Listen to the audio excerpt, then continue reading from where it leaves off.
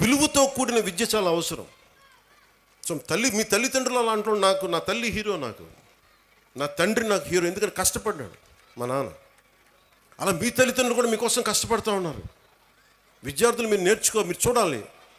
పాపం మీ అమ్మగారు పొద్దున్నే లేచి మీకు బ్రేక్ఫాస్ట్లు చేసి, టిఫిన్లు చేసి, మధ్యాహ్నానికి ఏదైనా మళ్ళీ ఇంటికి వస్తే ఏదైనా తింటామని చెప్పి వాళ్ళ కష్టాన్ని కూడా మనం గుర్తించామనుకోండి. తల్లిదండ్రుల కష్టం, వాళ్ళ చిన్నపాటి బరువు తగ్గిస్తే చాలు. ఇంటికి వెళ్ళి స్కూల్కి వచ్చి మన అధ్యాపకులకు చిన్నపాటి బరువును తగ్గిస్తే చాలు, మనం చాలా ఎదుగుతాం. అలాగే నా కోరిక అంతా ఏంటంటే మీరు అద్భుతంగా అవ్వాలి. 21వ శతాబ్దం మీది. మీరు ఎవరిని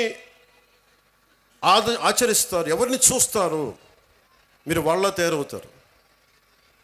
మీరు ఎంతసేపు సోషల్ మీడియాలో ఏమి చూస్తారో మీరు అదే అవుతారు. గుర్తుపెట్టుకోండి, యద్భావం తద్భవతి. మీరు ఎలా ఆలోచిస్తారో మీరు అలాగే తయారవుతారు. మీరు ఒక ఐన్స్టైన్ లాగా అవ్వాలనుకుంటే మీరు ఐన్స్టైన్ అవుతారు. లేదు, మీకు ఇష్టమైన ఒక వ్యక్తిని, ఎంత స్థాయి ఉందో నాకు తెలియదు, అతలా తయారవుతారు. కానీ విలువలు పాటించే వ్యక్తుల్ని మీరు ఆదర్శంగా తీసుకుంటే తప్ప మీకు మంచిది కాదు. నేను ఎప్పుడు కూడా నాకు చాలామంది సినిమా హీరోలు నాకు చాలా ఇష్టం. కానీ నేను తీసుకున్న హీరో నా టీచర్స్, నా హీరోలు. ఒక స్పోర్ట్స్ పర్సన్, ఒక వనజీవి రామయ్య, లేదంటే ఒక దశరథ్ మాంజీ. వాళ్ళు నడిస్తే రికార్డింగ్లు ఉండవు. నా సినిమాలు వేసినప్పుడు నేను నడిస్తే వెనకాల రికార్డింగ్లు ఉంటాయి. గెడ్డం ఉంచుకున్న సింహంలాగా డైలాగులు చెప్తే రికార్డింగ్లు ఉంటాయి. కానీ నిజమైన హీరోలకి రికార్డింగ్లు ఉండవు. కార్గిల్లో మన కోసం చచ్చిపోయిన హీరోలకి రికార్డింగ్స్ ఉండవు. దేశ భద్రత కోసం చచ్చిపోయారు వాళ్ళకి రికార్డింగ్లు ఉండవు. మనం గుర్తుపెట్టుకోవాల్సింది వాళ్ళని. మనం గుర్తుపెట్టుకోవాల్సింది మన కోసం కష్టం తెలియకుండా మనల్ని కాపాడే మన తల్లిదండ్రుల్ని, గొంతు చించుకొని మనం బాగుండాలని చెప్పి మన అధ్యాపకుల్ని, మన టీచర్స్ని. ఇంకా అన్నిటికంటే కూడా ఇందాక దారిలో వస్తూ ఉంటే మనకి చాలామంది మీకు శానిటేషన్ కోసం పనిచేస్తూ ఉన్నారు.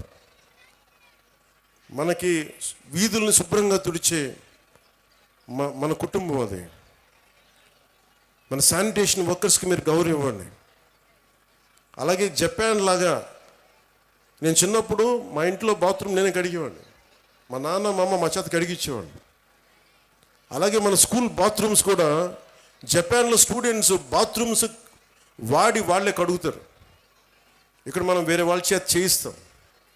సో విద్యార్థులకి ఎప్పుడైతే మనం అలాంటి పనులు చేస్తామో, అంటే మనం వాడిన బాత్రూమ్స్ మళ్ళీ మనం కడగం, ఇంకెవరో కడగాలి, అలా కుదరదు. ఆ కల్చర్ అలవాటు చేసుకుంటే భవిష్యత్తు మీకు చాలా ఉన్నత స్థాయిలో ఉంటుంది. డిగ్నిటీ ఆఫ్ లేబర్ మీకు అలవాటు అవ్వాలి. నేను అందుకనే ప్రతిసారి పారిశుద్ధ కార్మికులకి నేను ఎందుకు అంత గౌరవిస్తానంటే, నాకు నిజంగా వాళ్ళ భవిష్యత్తు బాగుండాలని కోరుకుంటూ ఉంటాం.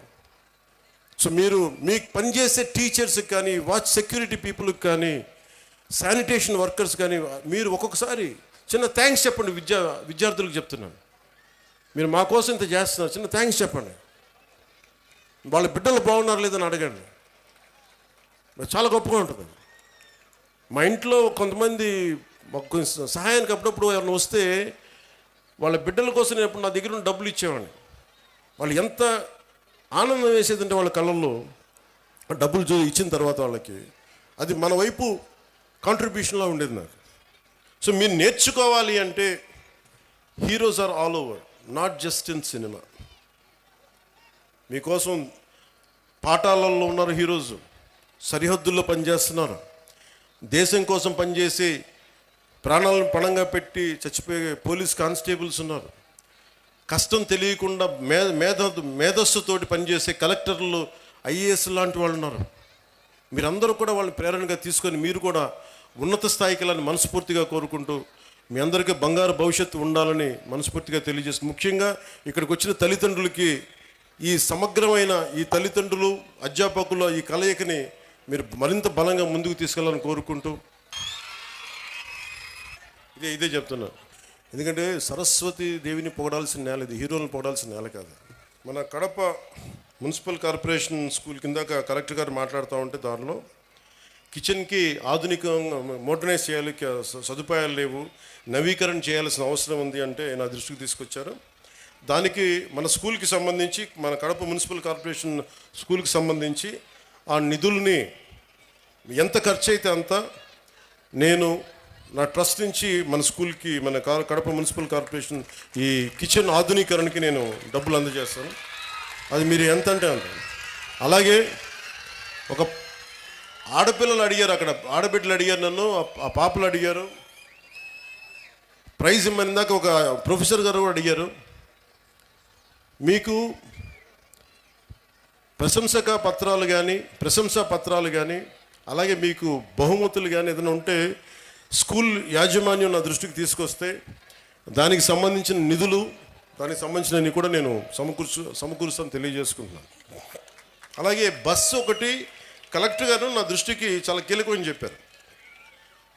గత ప్రభుత్వం చాలా స్కూల్స్ని విలీనం చేసేయటం వల్ల ఈ ఆడపిల్లలు స్కూల్స్కి వెళ్ళలేకపోతారు, దూరంగా ఉండే స్కూల్స్కి. అంటే దానికి ఒక అన్ని మండలాలకు కలిపి, కొన్ని గ్రామాలకు కలిపి ప్రత్యేకంగా ఒక వెహికల్ సదుపాయాలు ఏం చేయాలనేది నేను కలెక్టర్ గారికి వచ్చే మన కలెక్టర్ల సమావేశంలో మాట్లాడుతున్న దానికి కూడా ఒక పరిష్కారం వెతుకుతాం. అలాగే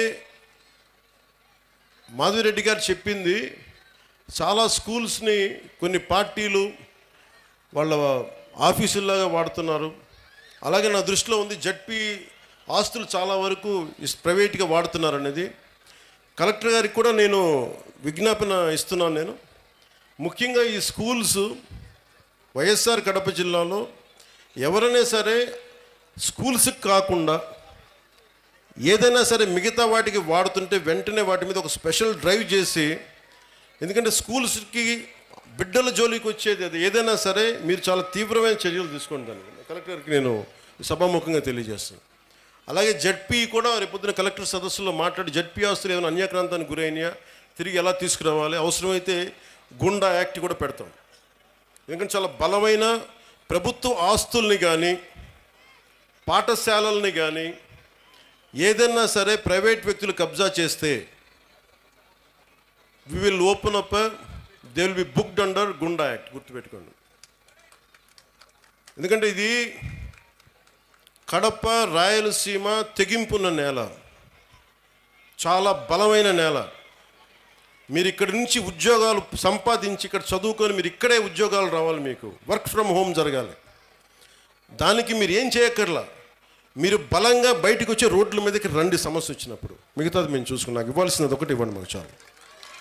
మిమ్మల్ని ఎవరిని ఏడిపిస్తున్నారు, ఆడపిల్లల్ని ఎవరిని ఏడిపిస్తున్నారు, బయటకు వచ్చి అధ్యాపకులు చెప్పండి, మా దృష్టికి వస్తుంది. అలాగే మీ అందరూ బాగుండాలని కోరుకుంటూ, భవిష్యత్తులో మీకు ఏ అవసరాలు ఉన్నా సరే, మా ప్రభుత్వం నిధులు తక్కువ ఉన్నా కానీ మనసు చాలా పెద్దది, దారులు ఎతుకుతాం.